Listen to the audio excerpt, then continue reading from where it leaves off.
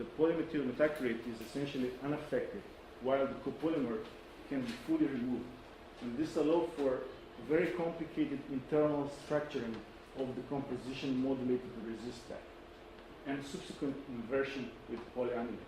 And let's take the example of a branched pillar. If we expose the central spot with a high dose, every component in the resistor will be affected.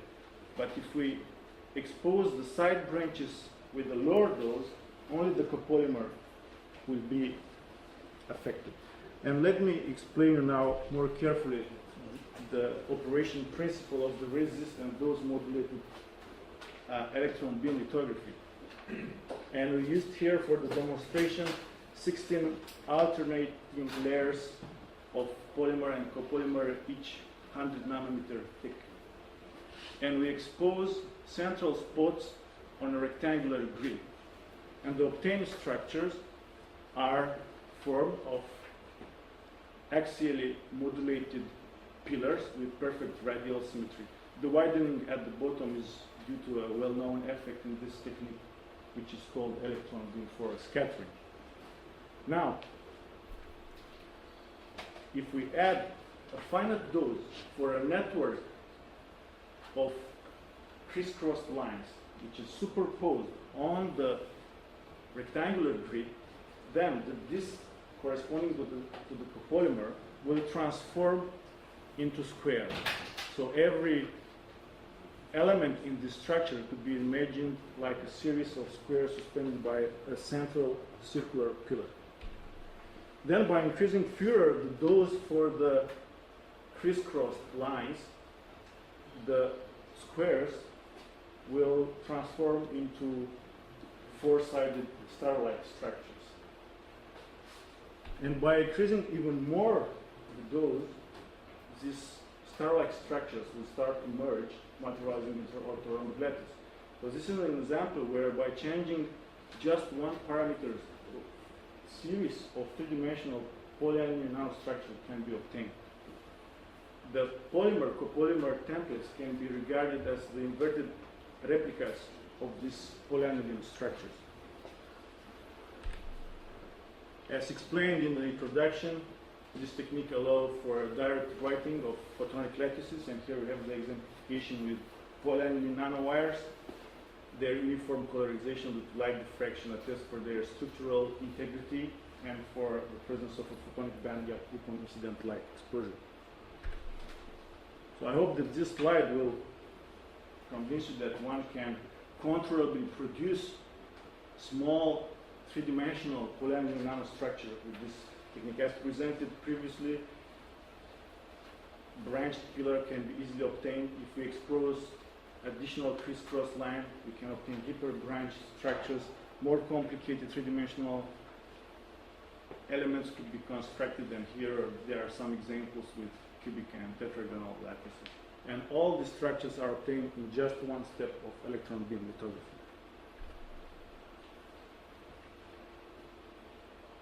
Capillary forces can be used to produce two-dimensional and three-dimensional microassemblies, and this is one suggestion on how one can use these three-dimensional fabricated nanoarchitectures for future device fabrication and planar interrogation.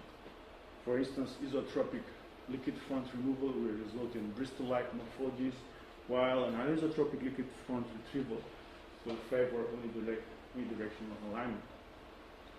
The reentrant features of the modulated nanowires increases the capillary forces between the pillars and drives a K-lock type self-assembly process.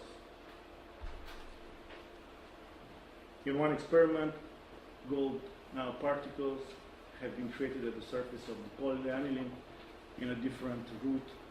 We grafted as prepared gold nanoparticles on the fabricated structure, and we exploited the morphology of the architectures by evaporating gold and created self-aligned stacked gold nanorings. So, before concluding, let me point another salient feature of our technique. Many one of the main advantages of scanning probe tools today is that the possibility of nanoscale chemistry, and this is perfectly true for our electrolysis polymerization of aniline. And this central graph reminds you that in this technique, nitrogen platinum reactors are producing controllably tiny quantities of polyaniline.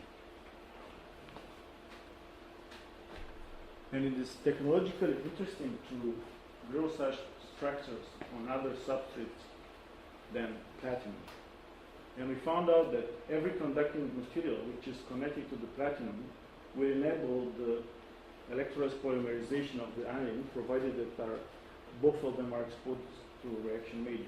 And we exemplified this with single and dual metal catalysts.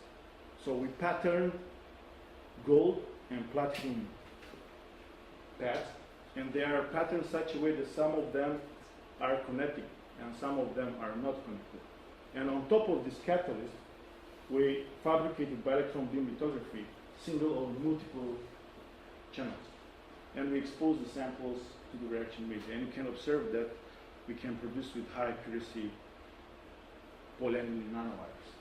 This is kind of combinatorial nanofabrication, and the meaning is explained in this table, where field dot means that the channel was defined on top of catalyst, and an empty dot means there is no channel defined on the catalyst. So obviously, when there is no channel on a catalyst element, there is no polyaniline nanowire at the end of the process. Every time we pattern a channel on top of a platinum catalyst, there is a polymer nanowire. But we found that only when gold is connected to the platinum, there is the growth, we observe the growth for a polyaniline nanowire. And this approach captured the eye of the editors from Lab on Chip journal for its bioanalytics and biomimetics potential. And we just started to explore this potential for nanostructured electrolysis polyaniline. And we first designed a pH capacitive sensor by using vertically aligned metallic nanowires on top of interdigitated microelectrodes.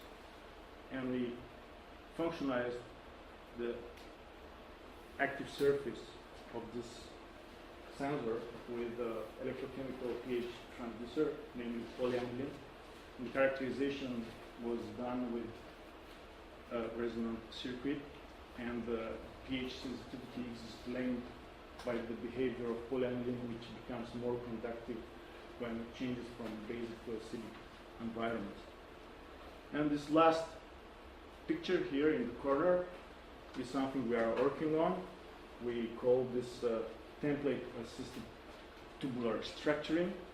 And the idea is that plasma ashing modifies the wettability of the polymethyl methacrylate templates, meaning that we can obtain open tube-like structure besides the regular closed one, simply by changing the composition of the argon and hydrogen plasma, which is the cleaning step before the template confining polymerization.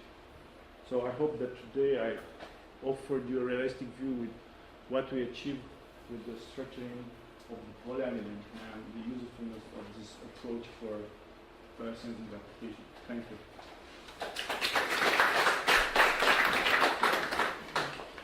Dacă aveți nevoie să comentarii? O întrebare foarte scurtă, dacă îmi permiteți. Încă o dată, unde intervine aspectul ăsta de biosensing? Deci, în afară de ultima aplicație cu monitorizarea sau detecția pH-ului, dar și chestiuni mai specifice pe biosensing.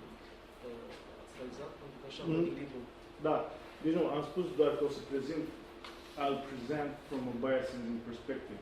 We do not went too far into the application because it's a job basically of one student, and our business is just to show the potential of the technique. Okay, so we are interested in how we can grow and how we can control the structures. But we are not interested for the moment. We don't have the capability to go more into the biosensing applications. That was just an example on how we can exploit the electrolysis polymerization of aniline to build a sensor. Pentru că prin tehnici de protein chemistry și dacă ai proteinuri care știi multe lucruri în spăță structura cristalină, poți să faci foarte multe lucruri în laborator. Poți să pui grupări funcționale unde vrei, câte vrei și în orice formă. Și întrebarea este dacă utilizezi asemenea structură, așa cum ai prezentat tu, partea asta de funcționalizare chimică este la fel de facilă? Sau ar fi un avantaj din perspectiva asta? Pentru că din perspectiva stabilității, în mod clar, un asemenea template este mult mai desirable decât ceva bazat pe niște proteine care le pui într-un bistrat lipidic și așa mai departe. Dacă vrei să faci un biosensing, de exemplu. Asemenea structură ar fi mult mai stabil, dar dacă vrei să funcționalizezi, vrei să faci să depisteze sau să faci un biosensing la un ceva extrem de specific. I think that they are very sensitive to the pH environment. Okay, so the structures we constructed, they retain their electrochemical activity only in acidic environments below pH 4.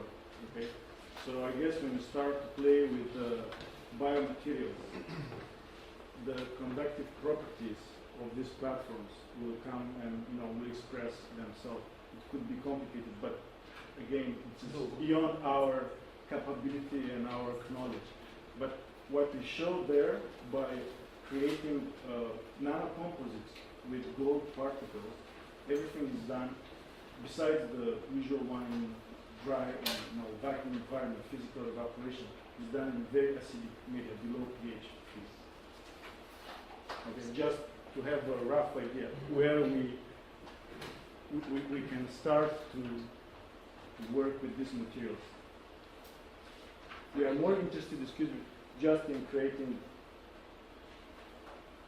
cross-bar latches. We are more interested in doping the nanowires gradually so to create p-n junction. We are more on that side than functionalizing.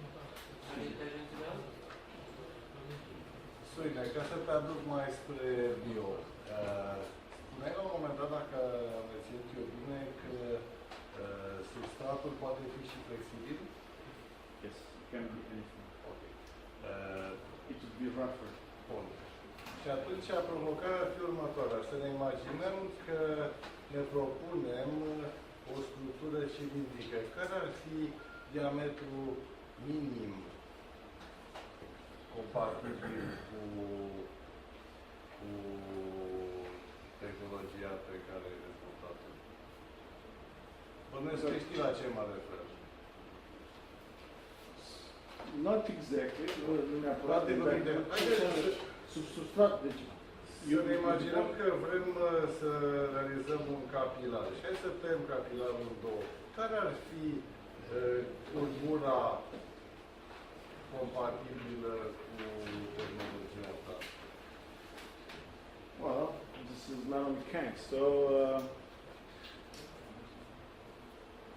e clar când folosești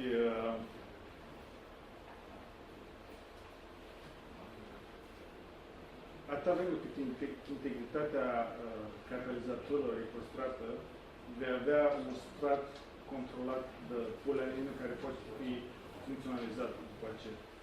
Problema e stresul care îl creezi în elementele care... N-ai încercat. We just prove that we can do it on flexible substrates. Dar, cum am spus, principalul efect care se produce când folosești substrate flexibile e că crești brusc ordinul de mărime, rugozitatea. Deci, controlul suprafeței poliaminine nu mai e același care la aici. Scopul nostru este să, aici, direcția a fost un pic alta, deci să coborâm la dimensiuni, astfel încât elementele de poliaminine să fie single crystalline. But there is no limit you can imagine now. Să ne oprim aici, ca să aveți un timp de pauză să dezvoltați subiectele începute. Vreau să mulțumim înainte de a încheia această primă sesiune celor 4 vorbitori.